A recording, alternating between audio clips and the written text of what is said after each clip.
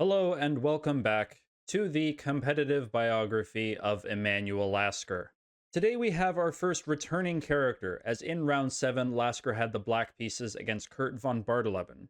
Recall back at the tail end of 1889, Lasker played his first set match against a master, that master being von Bardeleben. Lasker was leading with 2 wins to 1 and 1 draw when von Bardeleben had to withdraw from the match, presumably for health reasons. So here, von Bardeleben gets his chance at revenge. Worth noting that contemporary reporting had not yet removed Johann Minkowitz from the lists, and so it was being reported that von Bardeleben was only a half point behind Lasker. So one potential interpretation of this game was that it was a must-win for him, which will be a useful interpretation as we explore some of the moves he plays. Let's take a look. Von Bardeleben opened this game with d4, and after d5, knight to f3, knight to f6, e3, Lasker played the move bishop to g4, the same opening von Gottschall used against Lasker a few rounds ago. Lasker immediately pushed c4. Here von Bardeleben first threw in bishop to e2, and only after knight b to d7 did he play c4. Now recall that this bishop to g4 idea was primarily an invention of the Russian player Mikhail Chigorin. In his 1883 match against Jules Arnaud de Rivière, e6 was his choice, and in game number 5, the Frenchman responded to this with knight to c3. c6, a3, bishop to d6, c5, bishop to c7, and b4. Johann Zukertort popularized this way of playing with aggressive queenside pawn pushes, but Chigorin counterattacked quite aggressively after both players castled. He exchanged on f3 and thrust forward in the center with e5. Chigorin would go on to win this game with black in fewer than 40 moves. Lasker switched up the move order and played c6 first, and after queen to b3 from von Bardeleben, queen to b6 is the usual type of move one would expect in these positions, and I did find one hit in the database from a 2014 game that played this move, but Lasker instead played rook to b8 to defend his b-pawn. This move is a novelty, and so it is as of move 6 that the players are playing a unique game. After knight to c3, e6, castles, and bishop to d6, I would say that we've reached a rather uncontroversial position at this late opening / early middle game position, but I would once again like to emphasize that this was considered to be a must-win game for Mr. von Bardeleben, which will explain why things get very sharp starting here. After exchanging on d5, c captures d5, e captures d5, von Bardeleben sacrificed a central pawn with e4. d captures e4, and now knight to g5. The twin attackers on f7 force Lasker to castle, and after he did so, von Bardeleben played what looks like a pretty natural attacking move in bishop to c4. It turns out that white is actually able to trade here on g4, though the justification is a little bit deep. After knight captures on g4, white first has to kick the knight back with h3 to ensure that there's no Greek gift sacrifice ideas, and after knight g to f6, white is now allowed to take on e4 and regain their pawn, but it's questionable whether they have enough compensation for the isolated queen's pawn. Instead, they can play this beautiful bolt from the blue knight to e6, forking the heavy pieces, and after f captures on e6, queen captures on e6 check. However, you got out of the check, white's going to continue by taking here on d6. Both players now have an isolated pawn in the center, and perhaps white could argue that making black play with the 2 knights gives white some sort of advantage. Either way, I think this would be justifiably called unclear by the old authors, and I do believe that of the 2 players, Curt von Bardeleben would benefit from such an evaluation more.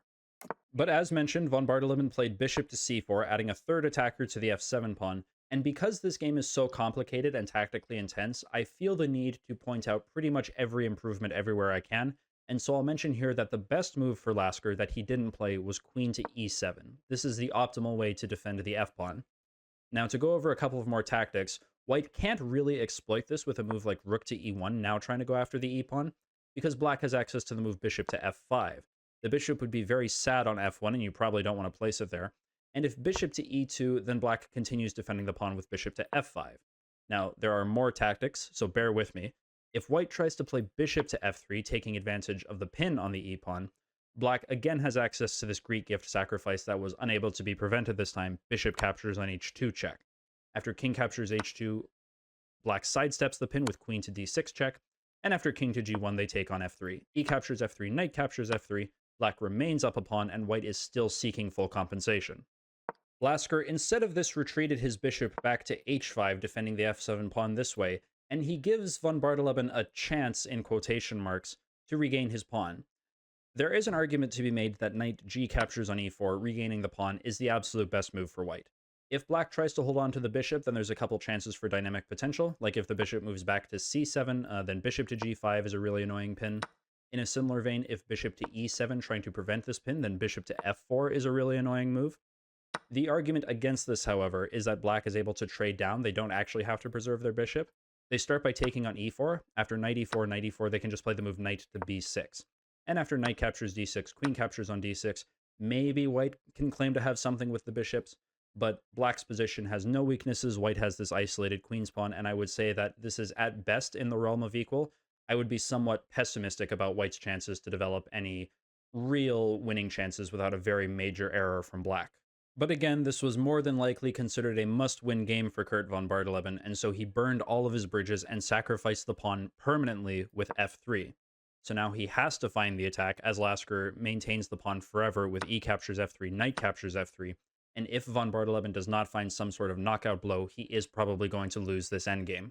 Lasker started with a very reasonable choice of queen to b6, offering a queen trade, and it's interesting, going through this game with an engine is actually quite amusing, because it doesn't like this and a couple of other of Lasker's moves, though in this case the justification starts with white trading the queens on b6, which is obviously not going to happen. Von Bardeleben understandably retreated his queen back to d1.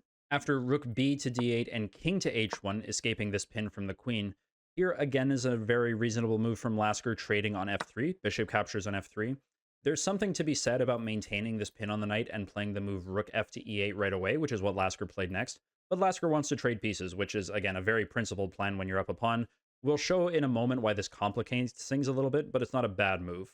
Now, most people's first instinct would be to take here with the rook, but black once again has access to this beautiful Greek gift sacrifice, bishop captures on h2. After king captures h2, knight to e5 comes with this fork here. This pawn here is pinned as the queen would be hanging, so black should win material and will still be in complete control. Which explains why Curt von Bardeleben decided to shatter his pawn structure even further and retake on f3 with the g-pawn. Only now did Lasker play rook f to e8, and we can see a little bit more justification for von Bardeleben establishing a pawn on f3 is that he was able to plant his knight on e4. Now again, if Lasker wanted to remain completely solid, he could simply retreat his bishop back to e7, a knight will go to d5 very quickly, and I think that black's position is quite secure. But he continues trading pieces, and he plays knight captures on e4. After f captures on e4 and knight to f6, closing off the f-file and preparing to capture here on e4, this is Lasker's 19th move. So both players have one more move to make before they reach the time control and receive an extra hour. Now, I have to mention that the rate of play appears to have been quite quick up to this point, as if the contemporary reporting is to be believed, Curt von Bardeleben thought for 18 minutes before ultimately settling on his next move, his 20th move, the correct move, rook captures on f6. Of course, Lasker here, with his 20th move, didn't think for quite as long before recapturing. Now that we've reached the time control and the players have time to think, we have time to talk about the drama surrounding this game. Reportedly, von Bardeleben spent around 10 minutes figuring out how to continue this attack, and Lasker excused himself from the playing hall, later claiming that he felt unwell and needed to step outside and take a walk. He had apparently, for his first 20 moves, only spent about 20 minutes total, so he had, after this extra hour was received, well over 90 minutes and could, at least on a time-alone basis, certainly justify stepping away from the board. One reason I've seen speculated for Lasker wanting to take a leave of absence is that he saw that von Bardeleben has access to this very challenging move e5, and couldn't stand the agony of waiting to see if he would discover it. Now the point is that if white takes with the f-pawn, after f captures e5, queen to f3 comes. The f7 pawn is very obviously under attack, bishop to h6 comes even if you defend it, and so the bottom line is that if black doesn't want to get checkmated here, they have to give back the exchange right away with rook to e6. But even after this, bishop captures e6, f captures e6, bishop to h6 comes anyway. And once again, if black doesn't want to get checkmated, they have to give up the queen, starting with queen captures on d4. After rook g1 check, queen captures g1, king captures g1, this is a very easily winning endgame for white. So what black would have to see is that they still have the ability to take here with the bishop. After bishop captures on e5, queen to g1 check, king to h8 will allow d captures on e5, and at the end of this line, white has the two bishops for the rook. There's a bit of a pawn imbalance, but that doesn't necessarily matter. The issues here for black are numerous. Bishop to h6 is still coming, and black's king in the corner has to be very worried. At the right moment, bishop captures on f7 will equalize the material count, if that's something white cares about, and there's a very real chance that even after this queen trade here on g1, with a rook quickly coming to the g-file, black still might not be safe. So it's very reasonable to assume that if Lasker saw this sort of position, he needed to go outside, take as much time as he could to steel himself, because it will take quite a bit to defend this very difficult position. Von Bardeleben did not play the move e5, however. He ultimately settled on bishop to h6 right away, which the German press thought to be the only way to continue this attack. It isn't. E5 is also a very good alternative. But the point given is that Curt von Bardeleben played this move eventually. I don't know how much time he took. I know that Lasker was reported to be out of the playing hall, with times varying between about 30 and 40 minutes. Von Bardeleben played this move before Lasker had returned, so Lasker's clock was moving. And it's important to note that there is a very complicated bit of calculation you have to do here. And so one of the more uncharitable assumptions I've seen is that Lasker left to analyze this position. There is a lot to analyze, so I would like to go through that analysis before we actually see what Lasker played. The German press give two potential defenses here for black: bishop to f8 and king to h8. I would like to analyze bishop to f8 first because it's a lot faster. The point here is that after queen to h5, now king to h8 is the only move for black to not get mated right away, and white does have to be a little bit careful to find the right move. Queen captures on f7 obviously fails because the bishop on h6 is hanging. There's not much to talk about there. Bishop captures on f7 doesn't work because black is just in time with queen captures on d4, and their attack will actually come first after queen captures on e4 with check. So it's important that white starts with the move rook to g1. This is the only winning move that white has available. If queen to c7, you now have to defend the f7 pawn. Then white simply trades here on f8. After bishop captures f8, rook captures f8, now queen to h6. Black simply gets mated on g7. There's nothing to talk about. You can also try queen captures on d4 here as black, but now white has a forced mate in 3 that I'll give you just a second to find. Ready?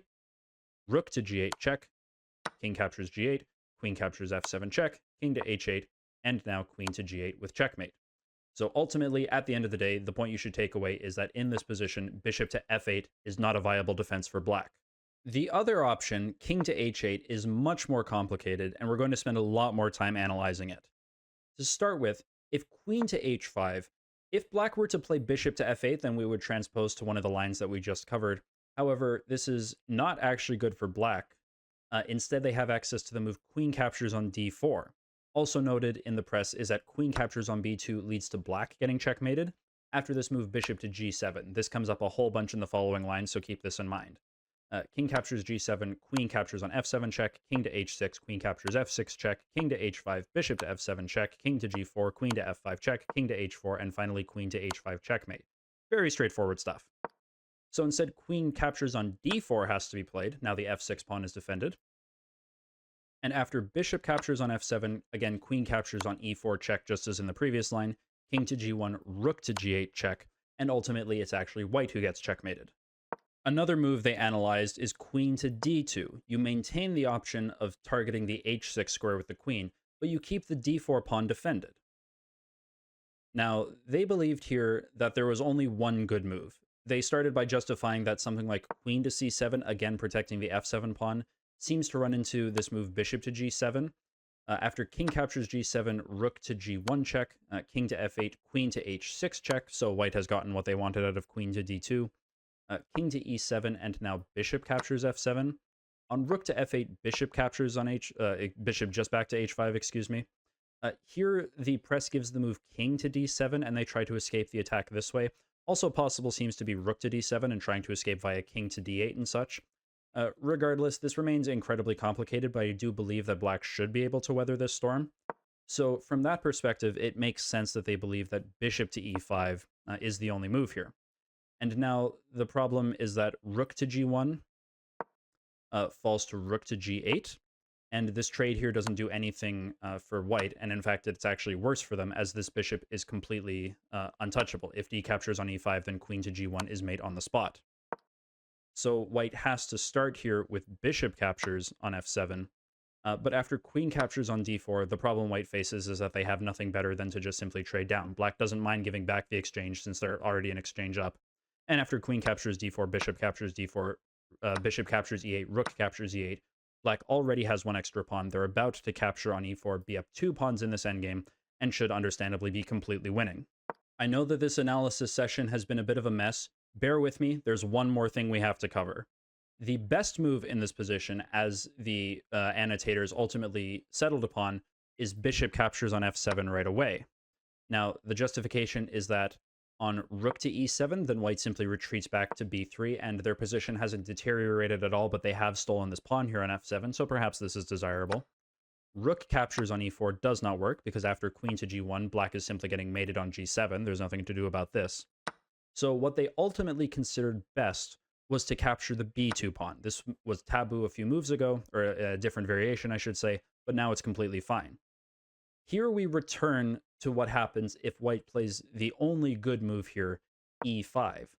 Once more, f captures on e5 does not work because of this returning move bishop to g7. After king captures g7, queen to g4 check. Now, if black plays any move other than capturing the bishop, then the rook is going to go to g1, and white is going to decide things very quickly. If they do take on f7, then they get mated, and white still decides things quickly with rook to f1 check. King to e7, queen to g7 check, king to e6, and queen to f7 is checkmate. So once more, even in this position, f captures on e5 is a non-starter. Black instead has to play the move bishop captures e5.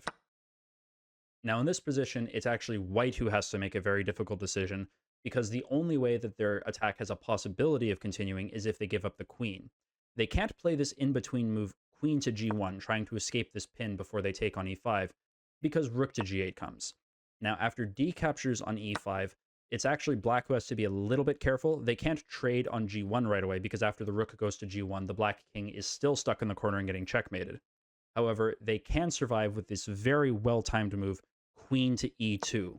They gain a very crucial tempo, and now the point is that after the trade on g1, black's attack comes first because they have a check here on f3. This would be winning for black.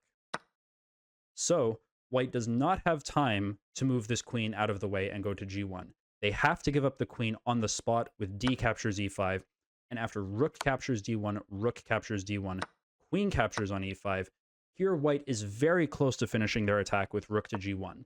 Again, if black is not careful, they're simply going to get mated, but they have one very good move here, and that's to give back the queen themselves with f5. The g7 square is covered, and now realistically, the best that black can hope for is to give back some material, or the best that white can hope for, excuse me, is to give back material, or to win back material. This is very complicated, I apologize. Bishop to g7 one more time comes through. The point being that queen captures g7 is forced, but after rook captures on g7, black wins a piece with rook to f8. They have a bunch of extra pawns, and they will be winning this endgame. So, if there is one point that I want you to take away from this entire circus, it's that with best play, black should be winning in all reasonable variations, starting with king to h8. So let's return to the drama surrounding this game. Lasker was gone from the playing hall for somewhere between 30 to 40 minutes, and in that time, von Bardeleben had made his move and Lasker's clock was running. Lasker returned to the board, and allegedly, within less than a minute, he played the correct move king to h8.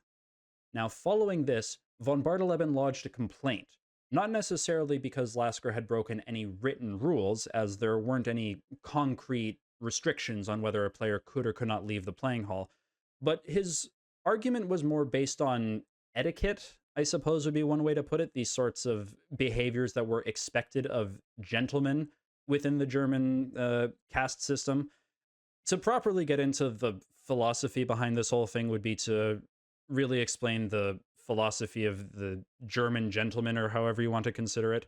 It's a bit of a cultural decision that I don't really feel particularly equipped to go through. The bottom line is that because there was no written rule that the committee could use to sanction Lasker, they ultimately were unable to take any concrete action. They told von Bardeleben that he had to continue the game, and he refused. So in effect, it was here on move 21 that Curt von Bardeleben resigned the game. So as you could probably tell, this was a very complicated and multifaceted game, both in terms of the moves being played, the analysis of moves that weren't played, and the sort of surrounding context of the game. So I do admit that I could have possibly told something incorrectly or missed some important info. What I'll do is I will leave a link in the description of a blog post written by a good internet friend of mine, Simogen Fan. He has a detailed write-up of this tournament, including a lot of contemporary reports that I obviously can't show due to the medium, of a video essay.